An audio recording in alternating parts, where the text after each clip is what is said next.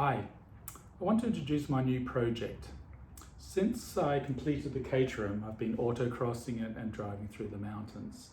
And I've been thinking about what is the next project I'd like to do, something that's a little bit more adventurous than the Caterham, but still along the same lines and resulting in something similar to the Caterham. I decided that what I'd really like is a motorsport oriented 7. Now the Caterham is a fun street car and an autocross car, but for example the roll bar is too low to be used on the track. The front wing, as you can see here, creates significant amount of lift at speed, and above 70 miles an hour the car feels light at the front. So yes, I could modify the Caterham, but I think that would actually destroy the look of the Caterham. It's a very classic look, and I love it the way that it is. So what's 7 to build? Well, naturally I looked at Caterham again, and the 420R looks great, but it is pretty pricey, and perhaps worse is that there's an 18-month delay between placing an order and actually receiving it here in the States. I did look at Westfield, and I made an appointment with them when I was in the UK last, but they didn't show up to the appointment, and I thought that was an indication of how serious they were about their business. Great British Sports Cars make a nice kit, and they were very helpful and responsive to my inquiries. However, the model that they make is a Ford Duratec based, and I was looking for something a little bit different.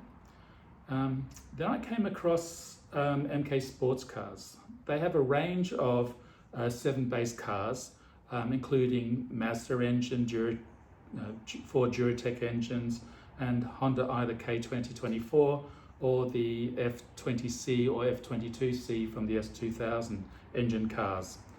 All of them are very interesting, but what really caught my eye was that they had a dedicated track car that they built called the Cup 200, and this was based on a Suzuki Busa motorcycle engine.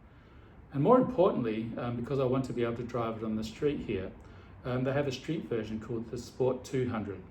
So that's what I decided to do. I decided to build a Sport 200 kit. However, it's really a cross between the Cup 200 and the Sport 200. I'm going to get 2 roll bar cage solutions for it. One is the FIA full roll cage for on the track, and the other one is the high roll bar that will protect me a little more than what the Caterham roll bar does, and can be fitted together with a windscreen, wipers, so it's fully street compliant, and that would be wonderful. So why the Hayabusa engine? Well, apart from always liking motorbikes, this Hayabusa engine is actually pretty close to a car engine, but it has a lot of the traits of motorcycles that I really like.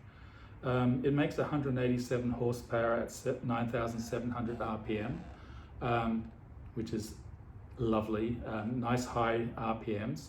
It redlines at around 11,000, so something like the the Lotus Twin Cam I have here revs to about 7,000. The Elise revs to 8,500. Being able to have 3,000-4,000 RPM headroom above that, it will be great.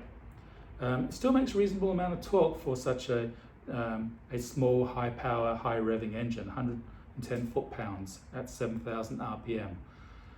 Also, what's really important is that using the motorcycle gearbox, it's a sequential gearbox, so you can just bang through the gears rather than using the H pattern that we all know from cars. So based on that, that's what I decided to do. So let me show you what I've bought so far and talk about the next steps.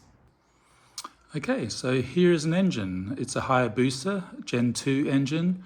It has most of the peripherals with it. The starter motor is there, all the cooling is there, the alternator, you can see the output drive shaft and the gearbox. The throttle bodies are missing, and go around to the front of the engine, you'll see that I've got an oil cooler which I will be removing and putting on a car or oil cooler mounted to the front of the radiator. There are no coil packs, but those are coming.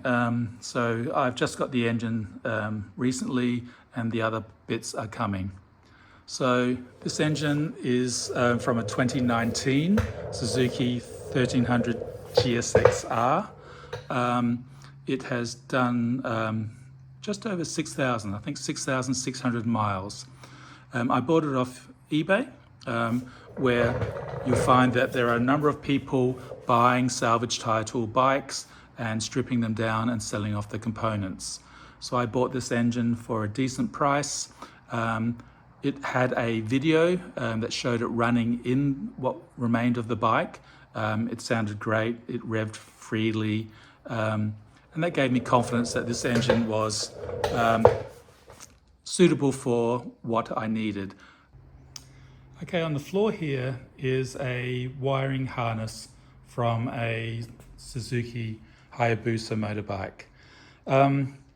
So why a wiring harness, and why not make either use the wiring harness that MK Sports Car can provide, or make a harness myself? Basically, economics. This wiring harness was relatively inexpensive. Apart from one melted plug, it is complete. I managed to trace all the wires. You can see, if you look carefully, that I've labeled all the connectors, and it looks sound. Now, obviously this is for a motorbike, and the car is longer and a little bit wider. But however, no, most of the concentration of the wiring harness will be around the engine. So that's complete. There's the 8 injectors, there's the 4 coil packs, there's connection to the ECM, and then there's the fuse box down here. And there are some inline fuses in the wiring harness as well, which comes from the motorbike. I'm hoping that all I really need to do is to extend the harness to the front lights and the rear lights. Other than that, I think everything will be centered around the scuttle in the car. So that is a very sweet looking engine, and I'm very excited to see how it will perform in the car. So why MK? Well, MK had a left-hand drive chassis that another customer had ordered, but decided not to proceed. While I was in the UK in September, I visited their factory and talked to Sean and Andy, and it was obvious that they're fellow car enthusiasts and 7 enthusiasts. Now, what they have created at MK together with Neil is very, very impressive, and it gave me the confidence to proceed. So with Neil's help, I then spec'd out a car and was able to choose the components that they had in stock. So there wasn't a large lead time on any of the components that I chose, but it was still a configuration that was serious. So for example, the roll cages they had in stock. I also got the limited slip diff, also the wheels and that I wanted. The color, maybe not my first choice, but it is white because they're building another set of cup cars for next season, and they had a white body kit there that I could get immediately. Plus all the the suspension, the dampers, all the myriad of bits and pieces that you need to build a car. Neil was also great in sorting out the question of engine management. I have an engine there, and I need to be able to manage it. Now they do 2 options. One is that they can provide you with a bespoke loom and a life ECM with a suitable tune, and that's what they use in their cup cars. I've decided to go through the using the Hayabusa motorbike loom and the Hayabusa ECM, the Suzuki ECM. Really pleased to find out that their partners, RLM Racing, have a bespoke car tune for that engine. So it tweaks fueling a little bit, but it takes away some of the motorbike things like the side stand detection, the Suzuki immobilizer, things that I don't need in the car. So that is a great solution. So with an inexpensive Suzuki ECM and a tune that I can buy from them, I'll have something that will be able to run that engine. So in the meantime, I'm researching what else I need to assemble the car and what order makes most sense. I'm hoping that they'll be able to ship the kit out very soon. They've got the packing box, they're starting to assemble all the components, and I'll find out in the coming week whether they've got all the components together and whether they can ship it out. So the next video, I guess, will be when the kit arrives, and I'll show you all the parts in it. I want to inspect everything, make sure everything did arrive.